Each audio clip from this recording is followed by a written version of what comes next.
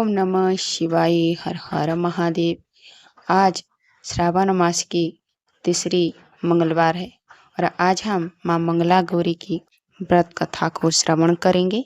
आप इस व्रत कथा को अंत तक जरूर सुनिएगा। चलिए हम कथा को आरंभ करते हैं। एक समय की बात है।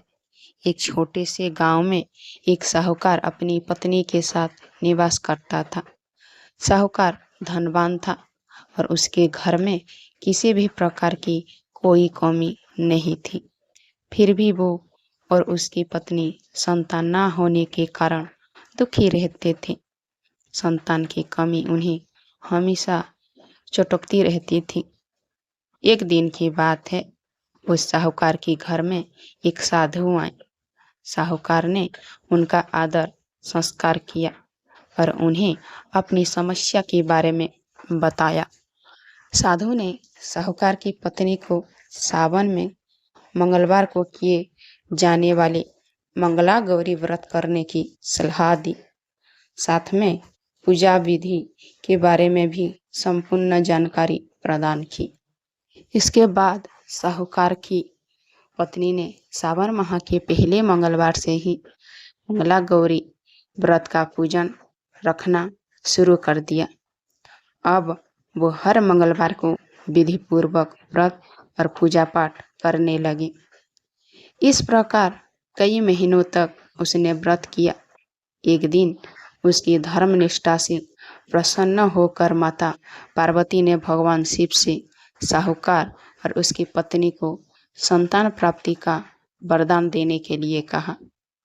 साहूकार को उस रात सपनों में एक दिव्य शक्ति ने दर्शन देकर कहा कि एक आम के पेड़ के नीचे भगवान गणेश की मूर्ति विराजमान है। तुम उस पेड़ से आम तोड़कर अपनी पत्नी को खिला देना।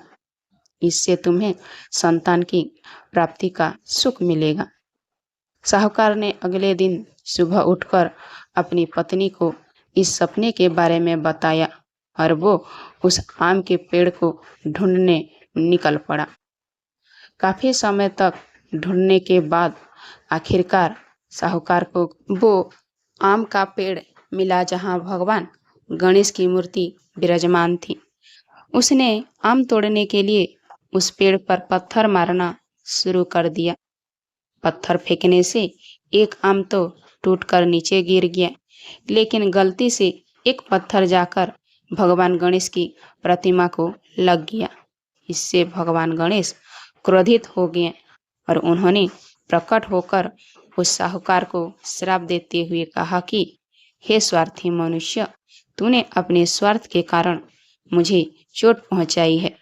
तुझे माँ पार्वती की कृपा से संतान की प्राप्ति तो होगी, लेकिन उसकी मृत्यु 21 वर्ष की आयु में ही हो जाएगी। यह सुनकर साहूकार बहुत घबरा गया और वो वापिस घर चला गया। उसने वो फल अपनी पत्नी को खिला दिया और किसी को भी इस घटना के बारे में नहीं बताया। कुछ समय पश्चात भगवान शिव और माता पार्वती के आशीर्वाद से साहूकार और उसकी पत्नी को पुत्र की प्राप्ति हुई। इससे उन दोनों के जीवन में खुशी का ठिकाना नहीं रहा। लेकिन साथ ही साहूकार इस बात से भी चिंतित था कि उसका पुत्र अल्प आयु होगा। देखते ही देखते वो बालक 20 वर्ष का हो गया और व्यापार में अपने पिता के हाथ बटाने लगा। एक दिन घर लौटते समय साहूकार पेड़ की छांव में तालाब के किनारे बैठकर अपने पुत्र के साथ भोजन करने लगा।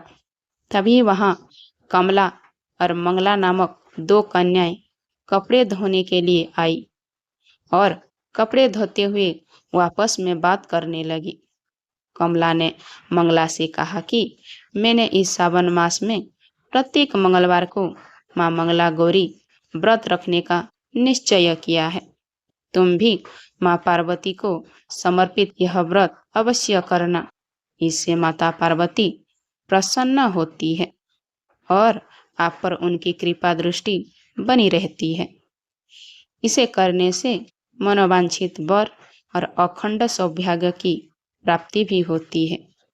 कमला की बातें सुनकर मंगला भी इस व्रत को करने के लिए तैयार हो गई। दूसरी ओर साहूकार ने दोनों कन्याओं की बीच यह पूरा संवाद सुन लिया और उसने अपने मन में यह सोचा कि यह कन्या मंगला गौरी व्रत को करती है, इससे इसे अखंड सौभाग्य की प्राप्ति होगी। यह मेरे पुत्र के लिए एक योग्य वधू साबित होगी। ऐसा सोचकर वो उन दोनों के विवाह का प्रस्ताव कन्या के पिता के पास लेकर गया। साहूकार की गांव में प्रतिष्ठा और मान होने के कारण कमला के पिता अपनी पुत्री का विवाह साहूकार के लड़के से करवा देते हैं। विवाह के पश्चात भी कमला विधि पूर्वक मंगला गौरी का व्रत रखना जारी रखती है। उसके इस भक्ति भाव से प्रसन्न होकर माता पार्वती एक दिन उसे स्वप्नों में दर्शन देती है और कहती है कि मैं तुम्हारी भक्ति से अत्यंत प्रसन्न हूँ, इसीलिए तुम्हें अखंड सौभाग्य का वरदान देती हूँ। लेकिन तुम्हारा पति अल्प आयु है, इसीलिए अगले महीने मंगलवार के दिन एक सर्प तुम्हारे पति के प्राण लेने आएगा। तुम उसके लिए एक गुआ प्याले में मीठा दूध रख देना। उसके पास एक खाली मटका भी रख देना। सर्प दूध पीकर उस मटके में चला जाएगा और फिर तुम उस मटके को ऊपर से कपड़ा द्वारा ढक देना। अगले मंगलवार को कमला ने माता पार्वती की बात मानकर एक प्याली में मीठा दूध रख दिया और पास में एक मटकी भी रख दी। सर्प ने आकर दूध पिया और मटकी में जाकर बैठ गया। कमला ने उस मटकी पर कपड़ा बांधकर उसे जंगल में रख दिया। माता पार्वती की कृपा से कमला के पति के प्राण बच गए। इस प्रकार मंगला गौरी व्रत के पुण्य फल से साहूकार का पुत्र श्राप से मुक्त हो गया। जब कमला ने घर में सबको इस चमत्कार के बारे में बताया तो सभी आश्चर्यचकित हो गए। इसके बाद साहूकार और उसकी पत्नी ने अपने पुत्र और पुत्रवधू को आशीर्वाद दिया और पूरा परिवार सुखपूर्वक जीवन व्यतीत करने लगा। आपको इस मंगला गौरी की व्रत कथा कैसी लगी कमेंट में ज़रूर बताइएगा और पहली बार चैनल पर आए हैं तो चैनल को सब्सक्राइब कर दीजिए, जो आने वाला नोटिफिकेशन आप तक पहुंच सके। और मेरी वीडियो आपको अच्छा लगता तो एक लाइक ज़रूर कर दीजिए। हर हर महादेव।